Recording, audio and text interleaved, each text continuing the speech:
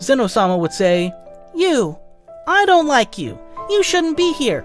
You're lucky I have no power over you, because if I did, I would have erased you a long time ago," the watermelon-headed being would say with a look worthy of true psychopath, disturbing Ben with the hostility of that child who terrified everyone else. At the same time, Beerus would think about what Zeno-sama said. He had no power over Ben, surely because he came from a completely different multiverse where Zeno-sama had no influence. That information could be useful in the future, the Destroyer would think. After that, and the departure of Zeno-sama in Universe 6, the protagonist of Universe 7, after discovering that the Nameless Planet was the last Super Dragon Ball they needed to find, summoned Super Shenlong. Beerus, to Whis' surprise, asked for the wish to rebuild the Earth of his brother's universe, surprising Ben that he would do such a generous act, not thinking that a selfish and cruel guy like Beerus could do that. It also surprised Whis that Ben had understood them speaking in the language of the gods, and all thanks to the Omnitrix and its universal translator. After those events, life carried on Earth, with Bulma still having no progress or breakthrough on how to return Ben to his world. This began to seriously depress him. Almost 3 years had passed since he left this world. He was growing up, aging, becoming a man, and losing his best years without his friends and family, missing people like Gwen, Grandpa Max, Kevin, and even Rook terribly. One of those days, while visiting Capsule Corporation to see if Bulma had made any advances with his problem, he was surprised to see a huge and strange vehicle in the backyard of the property. And, close by, Bulma and the others were gathered around someone who was visibly unconscious. They all explained to Ben who this person was, shocking him to see that time travel was also possible in this world. Eventually, Trunks woke up by the time Goku had brought him a Senzu beam. Trunks didn't hesitate for a second to attack Goku, confusing him with Black, and only Bulma was able to stop him from his awakened nightmare. Trunks, having apologized to Goku, and after Ben had formally introduced himself to Trunks, amazed by his strange and incredible story, the warrior from the future ended up explaining why he had returned to the past. He explained that it was neither Majin Buu nor any other threat they knew, but rather someone who looked exactly like Goku called Goku Black by future Bulma. Upon hearing Trunks' accounts, Ben would be terrified by such a future, determined to go to that future to help Trunks, as the hero he was. While the others prepared to go to the future, Beerus and Whis would investigate on their side the strange description of Goku Black's outfit that Trunks gave them, suspecting that it might be Zamasu from Universe 10. Eventually, the time machine would be ready and repaired to go to the future, with Goku, Vegeta, Ben, and Trunks traveling back to that terrible time the hybrid came from. And shortly after arriving in that future, and reuniting with the resistance of what little remained of humanity, they would all be ready to confront Black, especially Ben, who could not stand seeing these people starving and hopeless underground, taking it very personally, something Goku and Vegeta could not understand since they did not have the mentality of a Western superhero. Shortly after causing a commotion, Black would appear in front of them. Although Vegeta really wanted to fight him, Ben would stop him. "Now is not the time to do stupid combat competitions with the villain, Vegeta. This is serious, very serious. Look at what he did to your son's future. We can't take risks. This is not a damn game," the young man would say, furious that the Saiyans did not understand how serious the situation was, failing to empathize or care as much about saving the world as they cared about having a good fight.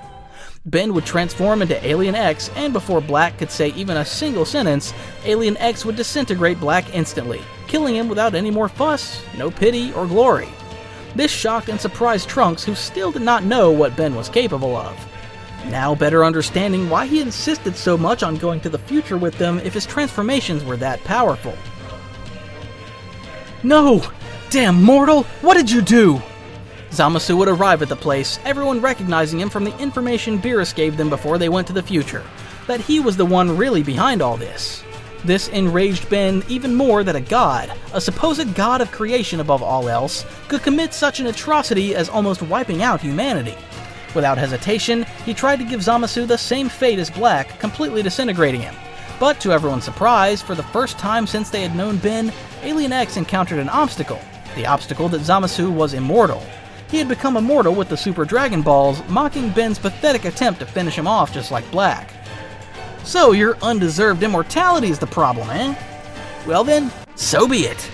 Ben would transform into clockwork, using his time manipulation powers to alter Zamasu's timeline, rewinding his body and only his body far enough back in time to when he had not yet made the wish to become immortal. What the hell did you do? I feel different. I've simply evened the probability of victory for both of us, and returned you to your natural state. No cheats. After those words, Ben would revert to Alien X and end up completely eliminating Zamasu, who was no longer immortal thanks to the incredible aliens that Ben possessed and the variety of all their abilities. And although everyone would consider that the victory had now been achieved, for Ben this was not a victory, it was a failure. What would be the plan now, Ben thought? Return to the past and leave these future people just like that in the state they were in? That didn't seem fair, Ben thought, determined to restore life and beauty to this world and its humanity. Goku, once Gohan told me about planet Namek and that they also have Dragon Balls there. Is it possible that this planet and its race still exist in the future, and we can go there to ask for their help? The young hero would ask. It's possible. I remember the direction where they were the last time I teleported there when I went to recruit Dende to be the new Kami-sama. If I concentrate hard enough, I might find them with my instant transmission and take us there. Of course, assuming Black or Zamasu didn't kill them before coming to Earth, the Saiyan would answer. Fortunately, that was not the case.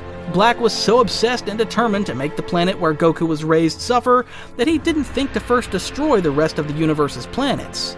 That Zamasu guy really was a true idiot, Ben thought. Together with Goku, they went to New Namek, reuniting with all those Namekians Goku once knew in another timeline. After explaining the entire situation to them, they would certainly agree to help, summoning Purunga and making all the necessary wishes to rebuild all the collateral damage the Earth had suffered since the arrival of Goku Black, revive all the humans he had killed, and in addition, something Goku wouldn't have thought to do, but Ben would, revive all the Z-Warriors who died several decades ago on the day of the android's attack. This surprised Goku, not having considered such a cool wish, and Purunga fulfilled all these wishes without any problem. And so, by the time they returned to Earth, not only had all of human civilization been reconstructed, not only had all the humans killed by Black been revived, but also all the warriors had returned to life. Therefore, through Piccolo, Kami-sama also returned, making the Earth once again have Dragon Balls. This was undoubtedly a huge impact for everyone to return to life after so long, though it would still take efforts to bring back Goku and Gohan, who died for other reasons. Goku from his heart disease, and Gohan dying years later than the first day of the android's attack, as formulated in the wishes said to Purunga. It was still a huge step forward. Now, with the right improvements to Earth's Dragon Balls and the coordinates of New Namek, they did not doubt that, in time, everything could return to normal, or at least as it used to be before Goku died. Everyone was deeply grateful to that strange young man they had just met, who showed unprecedented altruism and heroism in the Dragon Ball world, having thought through every detail to not only defeat the current threat, but also dramatically improve everyone's lives on Earth. They were all profoundly grateful. And so, after that, everyone said goodbye to the revived warriors, with Trunks bringing the present-day Saiyans and Ben back to the past. After staying another day to spend time with his friends of the past and say goodbye to them, it was also time for him to return to his own time, in which all his friends and parents awaited him, also bidding farewell to Ben, eternally grateful to him. Trunks promised he would never forget what he did for his future and that he would always follow his example of heroism. Ben simply felt happy and satisfied after being trapped in this world for so long, having been able to do what he truly loved, saving the world, saving the universe, simply being a hero. After the very expeditious events of the Goku Black saga, Bulma finally gave up on the idea that she might someday return Ben to his world. It was something beyond her, at least the way she had imagined doing it.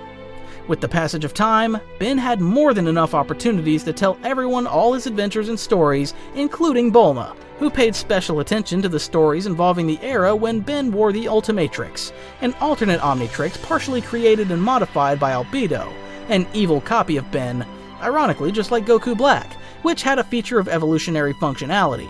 It could evolve all the aliens into an ultimate version, the process of a simulated million-year evolutionary process that highlighted all the necessary survival and combat capabilities of that alien.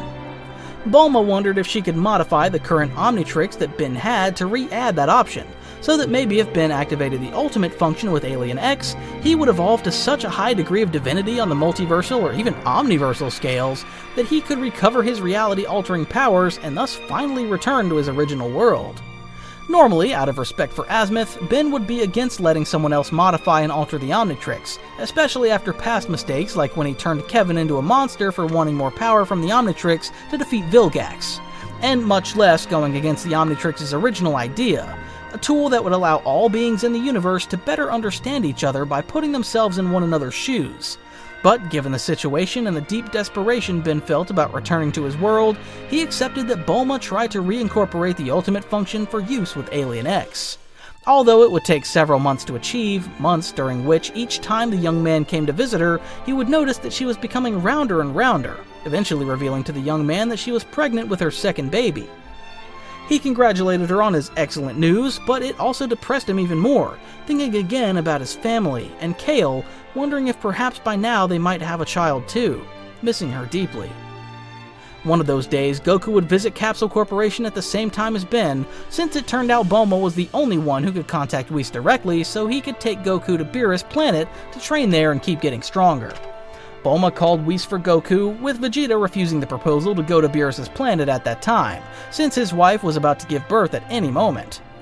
When Whis arrived, Goku asked Ben if he wanted to come with him. Since Ben was bored and Bulma assured him that she wouldn't make any more progress on the ultimate function today, he agreed, having nothing better to do.